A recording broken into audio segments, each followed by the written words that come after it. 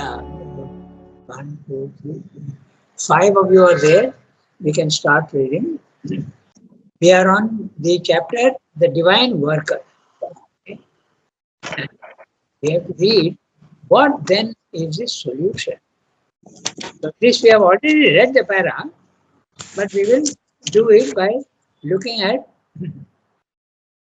each line, okay, each sentence. So, shall I start? We are 2 minutes past 8 o'clock, so we can start. If everybody is ready and you have got the text, I'll start. Yes, Gangadhar, we are ready. Okay, so here goes. So, Shraddha is discussing, before I start reading the para, he is discussing what is the divine worker. What is the divine work? Okay?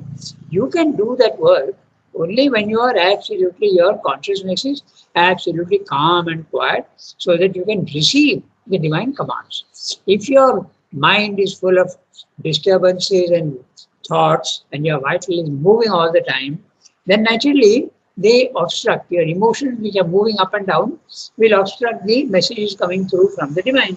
And your mind also is busy with thoughts. How will it receive the higher? Okay? It's like a cup of dirty water. It cannot receive the clean water from above.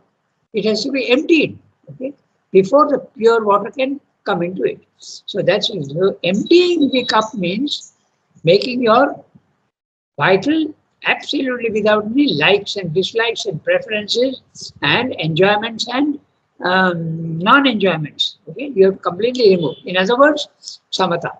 You must have absolute equality. It must be without any motion. Same thing with the mind. There should be no thoughts, because all thoughts are movements, and movements actually disturb the incoming light. So you must make your mind also silent. So if your mind is silent, you are in a condition where you are not working. That means to say your consciousness is absolutely clear, pure, static. That is the real non-doing. Okay.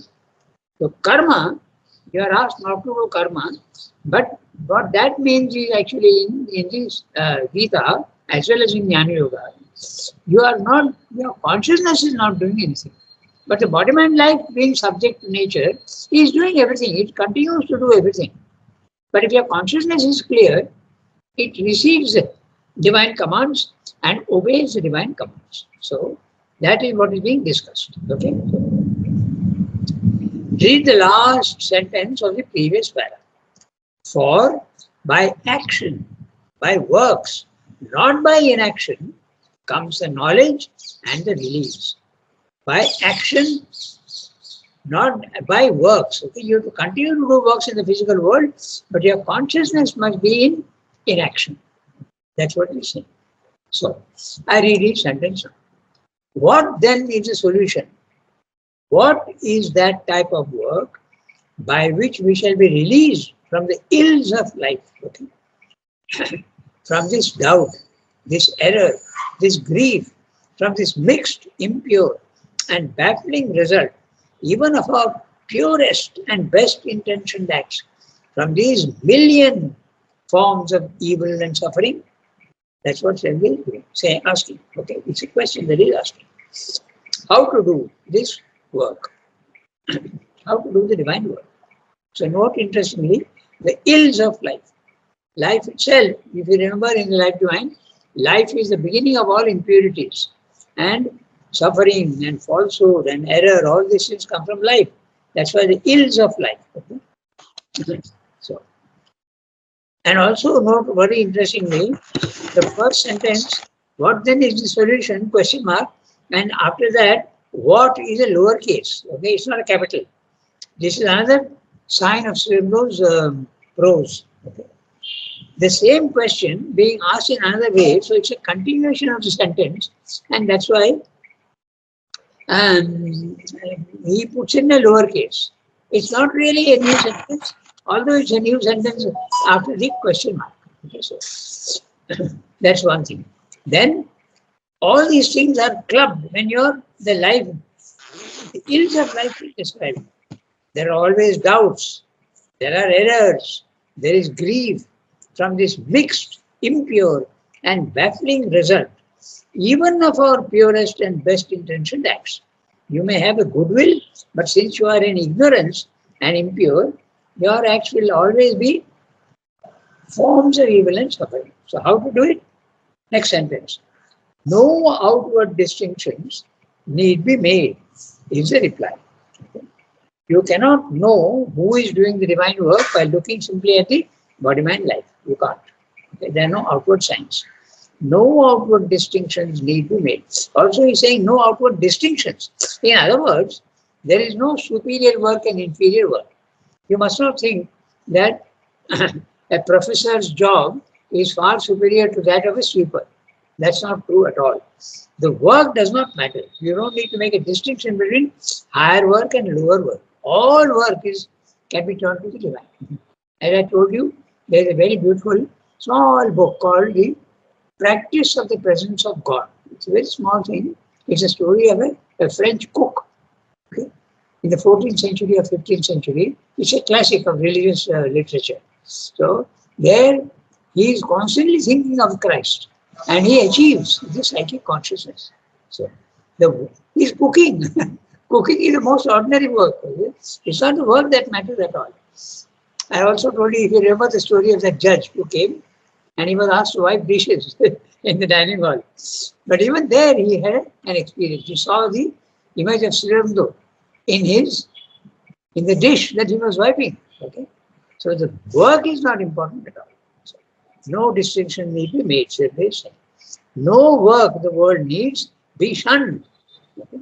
And if you apply this, it can go to the extreme limit. Even a man who is ordered to hang a prisoner, okay, even that work need not be shunned. No work. And in fact, Arjuna is going to kill his own family members. That also work need not be shunned. So, no limit or hedge set round our human activities. All human activities are capable of being turned to the divine. That's what he said. On the contrary, all actions should be done, but from a soul in yoga with the divine. Yukta Krishna Karma Krit. So Yukta joined, okay, becoming one with Krishna. Everything, Krishna, wholly, completely, okay, entirely. Karma Krit. The karma has to be done. Karma Krit. So all works can be done by being joined to the divine in your consciousness. So akarma is not physical sitting quiet. Okay, that's what he's explaining. Akarma, cessation from action, is not the way. So those who do meditation, they say no, physical work will give you attachment and desire. Partly true, but that's not absolutely true. So just if you do that, sit quietly in your chair and your mind is active, your vital is also active, your body may not be active, but that's not the way. That is not meant by karma. Okay? So it's a consciousness that must be static. That's what it means. The man who has attained to the insight of the highest reason perceives that such inaction is itself a constant action, a state subject to the workings of nature and her qualities. Nature and her qualities, sattva, rajas, tamas. So, when a man is sitting quietly, who is not developed, and is sitting quietly in a chair or even sleeping or whatever, he is not acting physically, but his mind is acting and his vital is acting. Okay? So, that is not what is meant by the Gita. It is a consciousness which must not act, it must become static. Then it will receive the divine command, and in that case, the mind and vital and the body can continue to do the work. Okay? That's what it meant. Now, I read the next sentence. The mind that takes refuge in physical inactivity is still under the delusion that it and not nature is the doer of works. This is our condition. We all think that we are doing the work. Actually, it is nature which is doing the work. And our soul, our consciousness is identified with body, mind, life, and therefore it's in ignorance, and you think that you are doing the work. It's not so at all. Okay? Nature is doing, but you think that you are doing because it's like a flywheel in a machine. A flywheel is going round and round, and the fly is sitting on the wheel and thinking that I am going round and round. Not at all. Okay?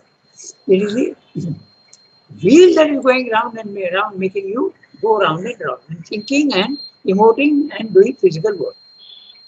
It's exactly like the same thing. The flywheel is nature, and the fly sitting on the wheel is us. And the fly is thinking, I am going round and round. It's not like that at all. Actually, this image also is shown in another way, this truth, that the cinema screen is static. It is without any emotion, it is white, without any features. And the images, all the action of the physical world is falling on the screen. And when the screen is in the, imagine a screen which is conscious, okay? And that screen which is conscious is thinking that all the images are, I am creating the images. But that's a wrong thing. So you can choose between the two images, the fly wheel, the machine wheel going round and round, and the fly sitting on it. Or if you are capable of understanding the image of the cinema screen and the images falling on it, that also you can use. Okay? Because when the screen is devoid of images, it becomes actionless. It realizes that I am not doing anything at all. It is nature which is doing everything. My physical mind, my mind, my vital is being motivated and activized by the nature, universal nature. Not I am not doing it. It's one of the big experiences of the spiritual life. So, the mind that takes refuge in physical activity is still under the delusion that it, the mind, and not nature is the doer of works. It has mistaken inertia for liberation. It does not see that even in what seems absolute inertia, greater than that of the stone or clod, nature is at work. Okay? Even the stone which is not moving, nature is doing something on it. Okay? It is being depleted, its weight is reducing, it is being worn out. Worn out how? By rain, sunshine, wind, okay? The movement of the water, rain, all these things are making it move. So even that which is static, actually there is movement in it, in the physical world. That's what it is pointed out. Nothing can remain static. Your consciousness can remain static, but not your body-mind life. Even if you want to sit quiet in a chair, you are still acting. The mind is acting and your vital is acting. That's what he's saying. Okay, so it does not see that even in what seems absolute inertia, greater than that of the stone or clod. Clod, you know, no? Clod is a mud, which is like a stone, like a lump of clay. That's a clod. Nature is at work, keeps unimpaired her hold. Nature is keeping unimpaired. Nobody stops nature from working. In other words, the work of nature is movement, and movement is absolute in the physical world. Nothing can stop the movement in the physical world. It is eternal movement. The static condition is only above. Okay, so. On the contrary, in the full flood of action, the soul is free from its works, is not the doer, not bound by what is done. And he who lives in the freedom of the soul, not in the bondage of the modes of nature, alone has release from works. In other words, your soul, your consciousness or soul is the same thing, has to come out of the prison of body-mind life, stand above and watch the body-mind life. Then you are free. Then you can do divine works. The condition for doing divine works is only when your consciousness is liberated. Without liberation, you can't do divine works. So, does it mean that everybody in the ashram is not doing divine work? They are trying to do. Okay, they are all trying to do, but our work will be imperfect. Okay? They are trying to do, but it's not, because the divine is giving you do this, do that, do that. But we are distorting the divine command by our own ignorance, by our own limitations of the vital, and our own emotions which are often wrong. So we distort the work. Okay? But still the divine goes on doing everything through everybody. To whatever extent is possible, he does it. There are some people who are pure, then his action in the physical world through those people will be much purer and much nearer to what the divine wants than those who are not pure. Okay, so but that doesn't, it should not discourage us, because we are all trying, and there is an evolution of all these things, and naturally it is a slow process. So, everybody is trying to do, sometimes unconsciously also. Okay, those who are not doing also are only doing divine work because the divine is working through nature. Okay, so you have to see it in the largest possible way. Remember the last sentence of chapter 1 in Synthesis. All life is yoga, if you remember. Okay, so that's what you have to see it in the widest way. Okay. On the contrary, in the full flood of action, the soul is free from all its works, is not the doer, not bound by what is done. And he who lives in the freedom of the soul, not in the bondage of the modes of nature, you can think of it as a sattva, rajas, tamas, or you can also think of it as a body-mind life, alone has release from works.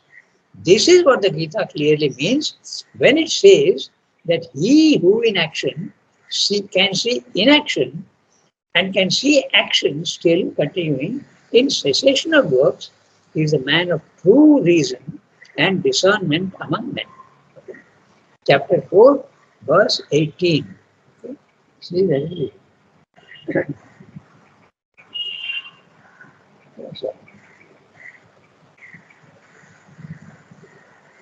So the shloka goes like that.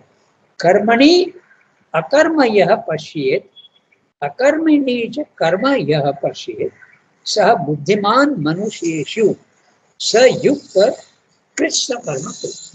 The one who sees action in inaction and inaction in action. So there are those who are doing the divine work with a calm, quiet mind. So those, they are doing the work with an inactive consciousness. Okay? That's one.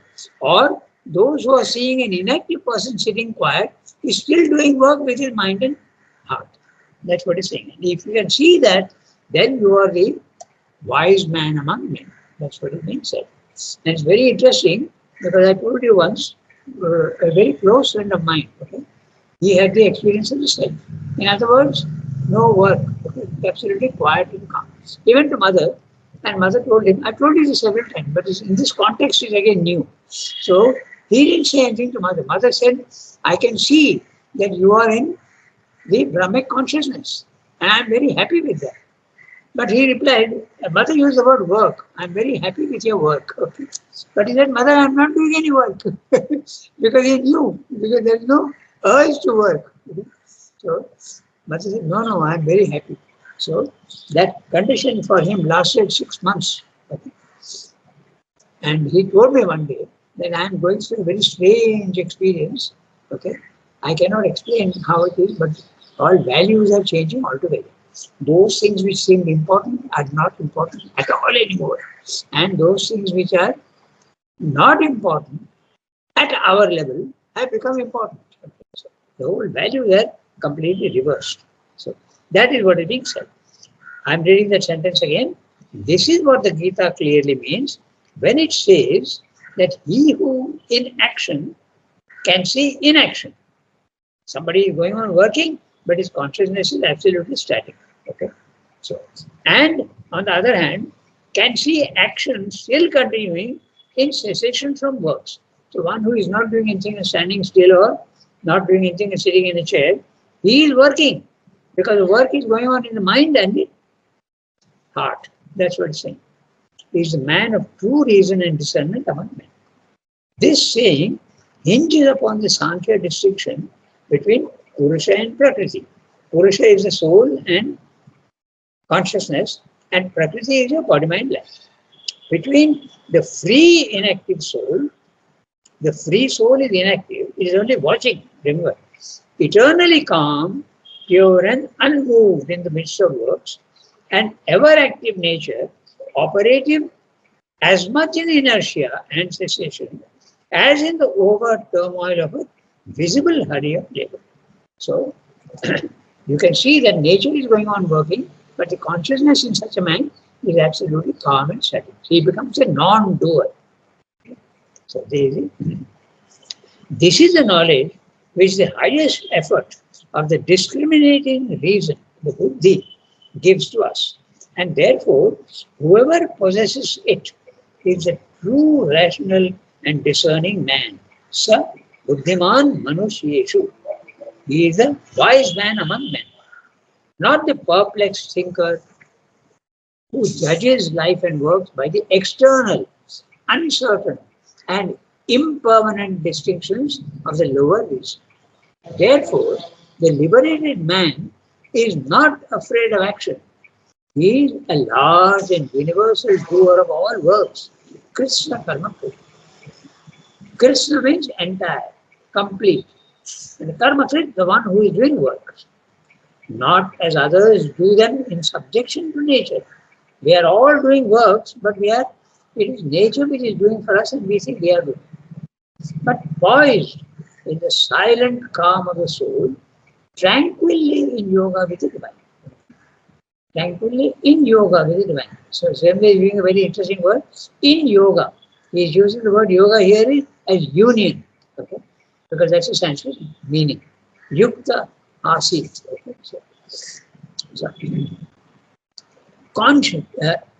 tranquilly in yoga with the divine. So the divine is the Lord of his works. He is only the channel through the instrumentality of his nature, conscious of and subject to her Lord. The instrumentality of the nature, okay, he is only their channel through the instrumentality of the nature. Instrumentality of the nature, body, mind, life. Conscious of and subject to her Lord, not subject to nature. Because such a man, the normal man is subject to nature, prakriti. But the wise man, the yogi, is subject only to the Lord, surrendered to the Lord, okay, not nature. By the flaming intensity and purity of this knowledge, all his works are burnt up as in a fire, and his mind remains without any stain or disfiguring mark from them. Calm, silent, unperturbed, white and clean and pure. So this description is fantastic. Huh? Unperturbed, no movement, silent, calm, white, without any coloring, without any likes and dislikes, without any. The word is interesting because white means without any stain, without any coloring. The coloring means the ranj is the Sanskrit word, and ranj means to color. So whenever there is an emotion, all emotions are colors, you know that, no? So only when there is no emotion, it's a colorless condition. Okay? You know that. The mind, when it works, it is yellow in nature, in color. Okay? One who can see the subtle aura yellow, he knows it is a mental mind. Then in the vital, there are blues and greens and violets. Okay? Those are the colors. Then there is the psychic, which is the color of the pink, a very light whitish pink. Okay? So, what about jealousy? Okay, envy. These are green. So all these colors, when someone sees, they immediately know the condition, the psychological condition of the man. Okay, so these are the colors. That's why white and clean and pure, no colors at all. To do all this in this liberating knowledge, without the personal egoism of the doer, is the first sign of the divine worker. So you can become a divine worker only when your consciousness is absolutely static, pure, unattached to the body, mind, life, completely gone out. It has escaped from the physical prison of your body, mind, life. Now we can read the next one. Okay, so first is you must become absolutely no egoism at all. You must become free from it. Now the second condition is freedom from desire. Desire must go away. Then you can be a divine worker. So We can read the next one. Who will read? Someone, Archanaji, if she has got the text, because she has to go away. Okay, Archanaji does not seem to be there. Kiran? Yeah, you can read, Kiran, read. It's a very small paragraph. The second Yes. sign. The second sign is freedom from desire. For where there is not the personal egoism of the doer, desire becomes impossible. It is starved out, sinks for what want of a support, dies of inanition. Outwardly, the liberated man seems to undertake works of all kinds like other men, on a larger scale, perhaps with a more powerful will and driving force. For the might of the divine will works in his active nature, but from all his inceptions and undertakings, the inferior concept and neither will of desire is entirely banished. Sarva Samarambha Kama Sankala Sankalpavarjitah. Sarva Samarambha Kama Sankalpavarjitah. He has abandoned all attachment to the fruits of his works, and where one does not work for the fruit, but solely as an impersonal instrument of the master of works, desire can find no place. Not even the desire to serve successfully for the fruit is the Lord's and determined by him, and not by the personal will and effort, or to serve with credit and to the master's satisfaction. For the real doer is the Lord himself, and all glory belongs to a form of his Shakti, mission in the nature and not to the limited human personality. The human mind and soul of the liberated man does nothing, na kinchit karoti, even though through his nature he engages in action. It is the nature, the executive Shakti, it is a conscious goddess governed by the divine inhabitant who does the work. Yeah. Okay, so very small paragraph. So first condition is you must become the non-doer. Your ego must disappear. Second condition for to be a divine worker is a sign of freedom from desire. You must become absolutely desireless. Nishkama karma. Right? Nishkama karma. No desire for action. The second sign is freedom from desire. For where there is not the personal egoism of the doer, desire becomes impossible. So desire and ego are so very closely linked together. If there is no desire, then ego disappears. And if there is no ego, desire also disappears. So in other words, when you are in the Brahmic consciousness, remember that there is no ego there. Therefore, there is no desire. And what is desire? There is no movement. You are only the watcher. Okay? So it all fits in so clearly. There is no desire and there is no very interesting word he used, Sarve Samarambha. That we will discuss. Okay? So it's very interesting. So second thing, no desire at all, you must say. And not the person, for where there is not the personal egoism of the doer, desire becomes impossible. It is starved out. Okay? Very interesting word he is using, starved out. Okay? It is not given any food. Okay? The egoism is fed by us, by our desires. Egoism is fed. So when you don't give any quarter to your desires, ego also starts becoming less and less and less. Starved out. Sinks for want of support. And the word starved out is very interesting because it corresponds to the fifth rule of the Rajoga. Pratyahara. Prati ahara. Ahara is food. Just as our body needs food, our vital also needs food. And what is the food for the vital? The sense perceptions. Okay? Your senses, your hearing, your nose, and your tongue, all these are the smells coming, the tastes coming to you, the touches coming from outside. All this is food for the vital. Okay? And if food is not given to the vital, you will see that is a pretty difficult time. Okay, put yourself in a dark room without lights and without fan or anything, and you lock yourself up for 24 hours. You will see how difficult it is. Some people will even flip; their minds will become disoriented. Okay, there is a training that is given to astronauts because they have, when they are in space, all these smells and sights and all that become so much less. So they are given this training to restrain the senses and not be identified with the senses. So that is the pratyahara. That's why I said there is the word starved out. Okay? So, sinks for want of support, dies of inanition. Inanition is lack of vigor and lack of enthusiasm, exhaustion. That's what inanition means. Okay? So, not inaction, huh? It's the lack of vigor in an action. The vigor becomes less and less, you are interested less and less in any desires, and finally it disappears. Okay?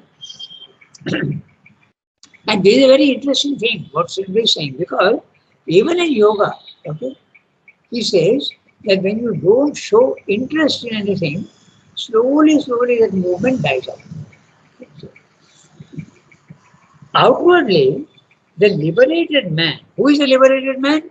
The man whose consciousness is not identified with body, mind, life. He is a liberated man. So, outwardly, the liberated man seems to undertake works of all kinds, like other men, on a larger scale perhaps. Like, for instance, those who are rebuilding a nation, okay, much larger, or take Srindo's own case. That's why he's mentioning this, okay. Much larger scale. He's not doing, Srindo is not working for any personal aim, but he's working for the liberation of the country. Okay. So that's a larger force that he's talking about. Okay. Or you are doing for Samaj, you are doing for society and not for yourself. It need not be spiritual, always. No? It can be for community, it can be for humanity, it can be for the nation, it can be for anything, much larger. Okay? With a more powerful will and driving force. For the might of the divine will works in its active nature. The active nature is your body, mind, life. From all his inceptions and undertakings, the inferior concept and nether will of desire is entirely banished. This is a very interesting sentence. We'll have a look at it. Inception. Inception is the starting of point of anything. Okay? The starting point of anything. So it's very interesting. When you have a desire, you have to satisfy the desire. It always starts with a thought in the mind. Okay? That's the inception. Such a simple thing as I like to keep on repeating. I need a new soap for my bathroom. I have to go to the market and get it. It's a thought in your mind first. It may not be a desire even. But desires are definitely thoughts in the mind, they start. Okay? That's the inception. So cut the thought in the mind. That's the whole idea. Okay. Survey Samarambha. Okay. Now note the word very interesting. Samarambha. The beginning of any action is a thought in the mind. Okay. So that has to be cut. And what are those thoughts? Kama Sankalpa Varjita. Varjita, given up. Kama Sankalpa, the will towards a desire. Kama Sankalpa Varjita, give up. And also give up the Samarambha. The thought itself in the mind should be. Now that's a very difficult thing, but that's the idea. Me, Dada, Yes. Tell me. ask one question. When the ego will be abolished, and the first condition that a personal egoism of the doer will not be there anymore, then how again the desire will be there? I don't understand. Who will desire and for what? There is no desire. Where is the desire? If the ego goes away, there is no desire. What is your question? You are saying who will desire? No. Who will act, you mean to say? Exactly. Who will act? It's the command of the Lord is the action. Nature is executing, your body, mind, life will execute, and the command is coming through your consciousness, and it is receiving purely the consciousness, and the body, mind, life is carrying out that without any desire. So that's it. Thank Yeah. Your ego is the one that thinks that it is doing, but now it is replaced by the divine consciousness. Okay, so that's what it means. Sarve samarambha kama sankalpa varjita. He has abandoned all attachment to the fruits of his works. All that we do, we expect a result. Okay? But you must do the work without expecting a result. Do it just because it is necessary. Don't do it for yourself. When you do it for yourself, then there is a desire, there is a will for success. That also must go away. That's what he's saying. The attachment to the fruits of the works. Okay, so, and where one does not work, okay, the is the 20th verse of chapter 4. Tyaktva karma phala sangam. Okay? Karma phala asangam. The attachment to the fruit of the work. Okay? Nitya yukto, nitya tripto, nirashraya. Okay? You have to go completely, you have to give up that karma phala sangam. The attachment to the work. And where one does not work for the fruit, but solely as an impersonal instrument of the master of works, desire can find no place. Not even the desire to serve successfully, for the fruit is the Lord's and determined by Him and not by the personal will and effort. Or to serve with credit and to the master's satisfaction. For the real doer is the Lord Himself, and all glory belongs to a form of his Shakti, mission in the nature, and not to the limited human personality. The human mind and soul of the liberated man does nothing. Nothing chit karoti, does nothing at all. Okay? Kinchit means anything, nothing. Okay? Even though through his nature he engages in action. It is a nature, the executive Shakti. It is a conscious goddess governed by the divine inhabitant who does the work. So that is the answer to Seema's question. She asked if our desire is not there, because 90% all our actions are determined by desire, which is absolutely a correct observation. But when desire goes away, who is acting? It's replaced by, look at that last sentence, it is nature, the executive Shakti. It is a conscious goddess. Nature has now become conscious, governed by the divine inhabitant. Who is the divine inhabitant? Your psychic being, or the divine presence in yourself. Okay? Who does the work? So, this is what he is saying. So, first condition for doing divine work, get rid of the idea that you are doing the work. See? You must not think that you are doing the work. Non-doership of work is the first condition. Second condition, no desire. Then there will be other conditions also which he will tell you one by one. Okay, so we'll see, take that up next time. Okay, so it's now 8:40, we have to stop here today. Okay. Au revoir, everybody. Have a nice day. Au revoir, Ranganath. Bonne journée. Merci. Thank you. What we have been reading is actually the essence of the Gita. Nishkama karma and non-doership of works. Okay. Okay, Ranganath. Merci.